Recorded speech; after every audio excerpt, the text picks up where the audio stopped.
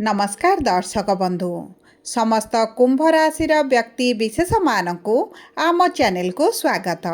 एही पवित्र गुरु पूर्णिमा ठारू पवित्र श्रावण मासर आरंभ होइछि एवं एही पवित्र श्रावण रे महादेवंकर अशेष कृपारू ग्रह गोचर पूरण करिब आपणकर एही 3 गोटी मनस्कामना जहाँ आपणकर दीर्घ दिनर अभिलाष रही दीर्घ दिनर इच्छा रही किंतु केउ अभिलाष गुड़िक पूरण हेब एवं केउ नक्षत्रर व्यक्तिविशेष मानकु खुशी खबर मिलिब ताहा आसंतु आगकु विस्तृत भाव में आलोचना करिबा।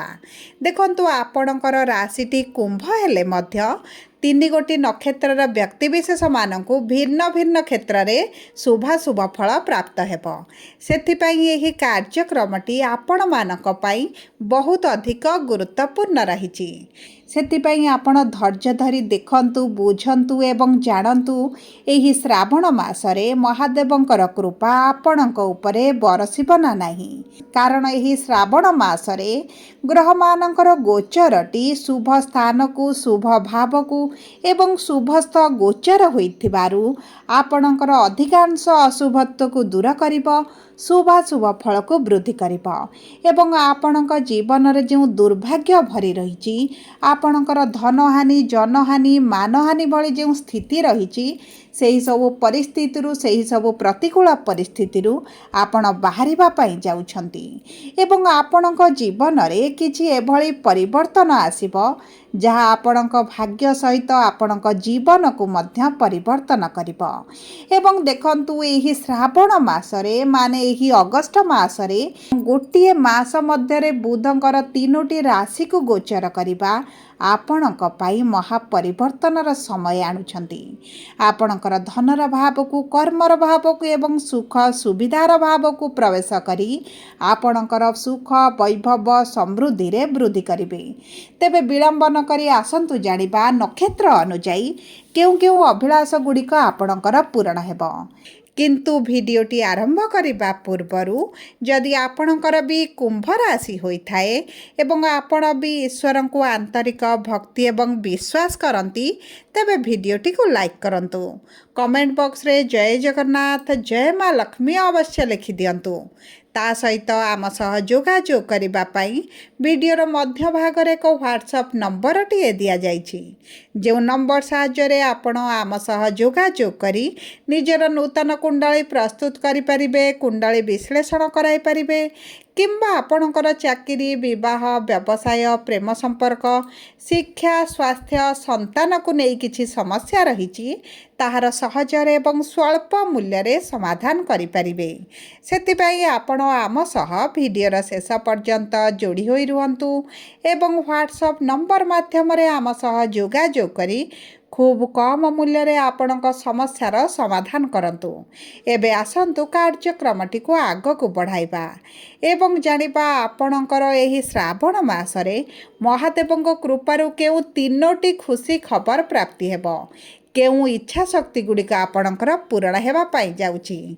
सर्वप्रथम जानिबा धनिष्ठा कुंभ राशि बा 23/11 कुंभ राशि व्यक्ति विशेष मानकर मंगल हेउछंती नक्षत्राधिपति एवं मंगल विराजमान करिछंती चतुर्थ भाव रे बा केंद्र रे।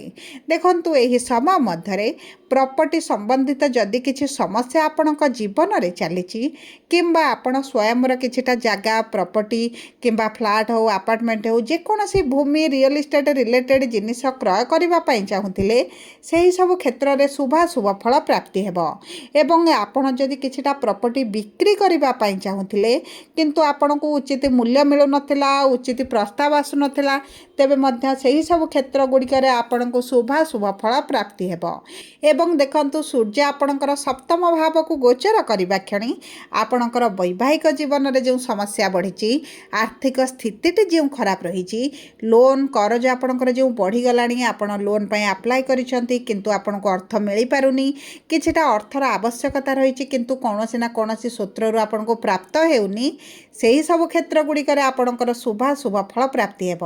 आपनको किछिटा अचानक धन लाभ मध्य होई पारे किछिटा सरकारी सहायता राशि प्राप्ति होई पारे एवं देखंतु सूर्य गुरु जेहेतु षष्ठ भाव रे थिले एकत्र रहिथिले आपणकर गुप्त शत्रु वृद्धि करथिले स्वास्थ्यगत समस्या बढ़ाइथिले एवं ऋण करज मध्य वृद्धि कराइथिले किंतु आपणकर एही सब क्षेत्र गुड़िकर शुभ फल प्राप्ति करिवे।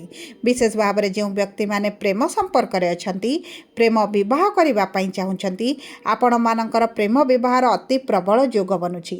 आपणक परिवार लोकंक सहमति क्रमे समस्तक आशीर्वाद क्रमे आपणक प्रेम विवाहटी संपन्न होइजिवो एवं देखंतु जदि पूर्वर भी आपणक प्रेम संपर्क रे किछि ना किछि समस्या आसुछि दूरता बढ़ुछि कलेश बढ़ुछि एवं तृतीय लोकंक हस्तक्षेप बढ़ुछि तेबे मध्य आपणकर चिंता करिवार कोनोसी आवश्यकता नाही। आपणक संपर्क रे मधुरता आसीबो एवं देखंतु राहु जेहेतु लग्न भाव में विराजमान करिसेंती आपणकर जो मानसिक दुश्चिंताटा बढ़ुछि कोनोसी ना कोनोसी कारण को नहीं आपण असंतुष्ट रहउछंती सेही सब क्षेत्र गुड़िकर निश्चित परिवर्तन आसीबो। आपणकर आर्थिक स्थिति परिवर्तन हेबो आपणक गृह रे किछि शुभ कार्य मांगलिक कार्य अनुष्ठित हेबो एवं देखंतु सबुठार बड़ कथा हेउछि जो व्यक्ति मानकर संतान सुख प्राप्ति हेइ नथिला विवाहर दीर्घ दिन अतिक्रम करिगलानी संतान सुख प्राप्ति हेउनी सेमानक संतान प्राप्ति पाए अति प्रबल योग बनुछि। एबे आसंतु जानिबा सतभिषा कुंभ राशि 24/11 कुंभ राशि व्यक्ति विशेष मानकर राहु हेउछंती नक्षत्राधिपति। एही समय मध्यरे आपणकर राहु जेहेतु लग्न भाव में रहिछंती आपणको चालाक चतुर बुद्धिमान कराइबे। जदि आपण कर्मर संधान रे रहिछंती आपणको चाकरी प्राप्त हेबो मनपसंदर चाकरी प्राप्त हेबो क्यारियर संबंधित बड़ निष्पत्ति नेबे घर ठारू विदेश रे रही जदि किछि कार्य करिबा पई चाहुतिले किंतु कोनोसी ना कोनोसी कारणवशतः आपण पाद बाहर को काढी पारु नांती आपण घर ठारू दूर रे जाय अधिक अर्थ रोजगार करि पारु नांती सेही सब क्षेत्र रे भाग्य आपणक साथ देबो एवं ता सहित आपणकर जो पारिवारिक स्थिति खराब रही आपण परिवार भितर असंतुष्ट रहउचंती पति पत्नी मध्य संपर्क एतटा भल रही नाही सेही सब क्षेत्र गुड़िकर भाग्य साथ देबो। आपण जेमिति संसार चाहुचंती आपणकर जे भली भल मधुरता संपर्क चाहुचंती सेही सब क्षेत्र रे शुभ फल प्राप्ति करिवे। जदि आपण परिवार ठारू अलगा रहिबा पई चाहुथिले किंबा आपण निजस्व किछि करिबा पई चाहुथिले तेबे आपणको उत्तम फल प्राप्ति हेबो। आपणको कुटुंब परिजन माने जे आपणको समस्या बढ़ाउथिले विभिन्न प्रकार शत्रुता आचरण करुथिले सेही सब क्षेत्र रे मध्ये आपणको शत्रु माने नाश जिवे एवं आपणको संतुष्टि अनुभव हेबो।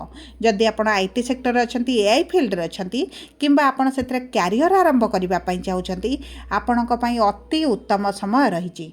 उच्च शिक्षार प्रबल योग बनुछि। आपणकर जदि नूतन कॉलेज एडमिशन चाहुचंती किछिटा नूतन कोर्स करिबा पई चाहुचंती किंतु कोनोसी कारणवशतः करि पारु नांती तेबे चिंतार आवश्यकता नाही। एही श्रावण मासरे बा एही अगस्त मासरे आपणको निश्चित भाव में शिक्षा क्षेत्र में शुभ फल प्राप्ति हेबो। एबे आसंतु जानिबा पूर्व भाद्रपद कुंभ राशि बा 25/11 कुंभ राशि व्यक्ति विशेष मानकर देवगुरु बृहस्पति हेउछंती नक्षत्राधिपति। आपणकर आर्थिक स्थिति रे आसीबो बड़ परिवर्तन। आपणकर लोन पई बारंबार चेष्टा करूछंती आपण फेल हेउछंती आपणको प्राप्त हेउनी विलंब हेउची तेबे आपणकर चिंतार कोनोसी आवश्यकता नाही। आपणकर सेही सब क्षेत्र में शुभ फल प्राप्ति हेबो। आपणक आर्थिक कारोबार जदि करूछंती टंकारु टंका कमाउछंती रियल इस्टेट व्यवसाय करूछंती ट्रांसपोर्ट रे आपणक व्यवसाय रहिछि तेबे मध्ये आपणको उत्तम फल प्राप्ति हेउची। जदि आपणकर चाकरी रे किछिटा ट्रांसफर चाहुतिले प्रमोशन चाहुतिले एवं आपणकर हेई पारु नथला बारंबार दौड़ी केपाकू पड़ुछि दिन पर वर्ष पर आपणकर गड़ी चलीछि किंतु आपण ट्रांसफर करई पारु नांती तेबे आपणकर ट्रांसफर हेबार मध्ये जोग रहिछि। देखंतु आपणकर देवगुरु बृहस्पति हेउचंती एकादशाधिपति एवं गुरुकर सप्तम दृष्टि आपणको द्वादश भाव को रहुछि। जदि आपण मेडिकल पई प्रिपरेशन हेउचंती मेडिकल रे सर्विस करिसंती किंबा स्वास्थ्य सेवा संबंधित किछिटा व्यवसाय कारोबार करूछंती सेही सब क्षेत्र रे आपणको शुभ फल प्राप्ति हेबो। एवं आपणकर लग्नाधिपति एवं आपणकर रस्याधिपति जेहेतु शनिदेव अटंती एवं शनि द्वितीय भाव में रही आपणकर राशि को प्रभावित କରୁଛନ୍ତି ଆପଣଙ୍କର ଯେଉଁ ସ୍ୱାସ୍ଥ୍ୟଗତ ସମସ୍ୟା ରହିଥିଲା ତାହା ଦୂର ହୋଇଯିବ। ଆପଣଙ୍କ ପିତାଙ୍କ ସ୍ୱାସ୍ଥ୍ୟରେ ଉନ୍ନତି ଆସିବ। ଆପଣଙ୍କର କିଛିଟା ଜମି ଭୂମି ଯାନବାହନ ମଧ୍ୟ କ୍ରୟ କରିପାରନ୍ତି। ଦୀର୍ଘ ଦିନର କିଛି ଇଚ୍ଛା ଅଭିଳାଷ ରହିଥିଲା କ୍ରୟ କରିବା ପାଇଁ ନିଜ ପରିବାର ପାଇଁ, ତାହା ମଧ୍ୟ ଆପଣ କ୍ରୟ କରିପାରନ୍ତି। ଏବଂ ସବୁଠାରୁ ବଡ଼ କଥା ହେଉଛି ଆପଣଙ୍କର ବାଣୀରେ ଆପଣଙ୍କର ମଧୁରତା ଆସିବ। ଆପଣ କଥାବାର୍ତ୍ତା କହି ଆପଣଙ୍କ ଚାଲାକିରେ ଆପଣ ବହୁତ ଗୁଡ଼ିଏ କାର୍ଯ୍ୟ ହାସଲ କରିଦେବେ। ଉଚ୍ଚସ୍ତରୀୟ ଲୋକଙ୍କ ଠାରୁ ଆପଣଙ୍କୁ ସମ୍ପୂର୍ଣ୍ଣ ସହଯୋଗ ମିଳିବ। ଆପଣଙ୍କର ଯେଉଁ କାର୍ଯ୍ୟଗୁଡ଼ିକ ଅଟକି ରହିଛି ତାହା ଆପଣଙ୍କର ପୂରଣ ହୋଇଯିବ। ବିବାହ ବନ୍ଧନରେ ଆପଣଙ୍କ ବାନ୍ଧି ହେବାର ବହୁତ ଭଲ ସମୟ ରହିଛି। ଦୀର୍ଘ 12 ବର୍ଷ ପରେ ଦେବଗୁରୁ ବୃହସ୍ପତି ଆପଣଙ୍କର ସପ୍ତମ ଭାବକୁ ଗୋଚର କରିବେ ଏବଂ ଆପଣଙ୍କର ଯଦି ବିବାହ ହୋଇପାରୁନି, ବୟସ ବଢ଼ି ଚାଲିଛି, ବିବାହରେ ସମସ୍ୟା ଦେଖୁଛନ୍ତି କିମ୍ବା ଆପଣଙ୍କୁ ମନପସନ୍ଦର ପ୍ରସ୍ତାବ ମିଳୁନାହିଁ, ତେବେ ମଧ୍ୟ ସେହିସବୁ କ୍ଷେତ୍ରରେ ଭାଗ୍ୟ ସାଥ ଦେବ। ସବୁ ପରେ ଅଶୁଭତ୍ୱକୁ ଦୂର କରି ଶୁଭାଶୁଭ ଫଳ ପ୍ରାପ୍ତି ପାଇଁ ଆପଣ ପ୍ରତ୍ୟେକ ଦିନ ହନୁମାନ ଚାଳିଶା ପାଠ କରନ୍ତୁ। ଗୁରୁଙ୍କର ବୀଜ ମନ୍ତ୍ର 108 ଥର ପାଠ କରନ୍ତୁ। ଶନିବାର ଦିନ ଶନିଙ୍କ ମନ୍ଦିରରେ ସୋରିଷ ତେଲର ଦୀପଟିଏ ଜାଳନ୍ତୁ। କିଛି ଦରକାରୀ ଆବଶ୍ୟକ ଥିବା ବ୍ୟକ୍ତିମାନଙ୍କୁ କିଛିଟା ଦାନ କରନ୍ତୁ। ତା ସହିତ ଚେଷ୍ଟା କରନ୍ତୁ ମଙ୍ଗଳବାର ଦିନ ହନୁମାନଙ୍କ ମନ୍ଦିରରେ ହନୁମାନ ଚାଳିଶା ପାଠ କରିବା ପାଇଁ। ତେବେ ମଧ୍ୟ ଆପଣଙ୍କର ବହୁତ ଗୁଡ଼ିଏ ଶତ୍ରୁମାନେ ନାଶ ଯିବେ। ସବୁ ପରେ ଯଦି ଆପଣଙ୍କର କୁମ୍ଭ ରାଶି ହୋଇଥାଏ, ଭିଡ଼ିଓଟି କିଭଳି ଲାଗିଲା କମେଣ୍ଟ ବକ୍ସରେ ଲେଖି ଜଣାନ୍ତୁ। ଧନ୍ୟବାଦ।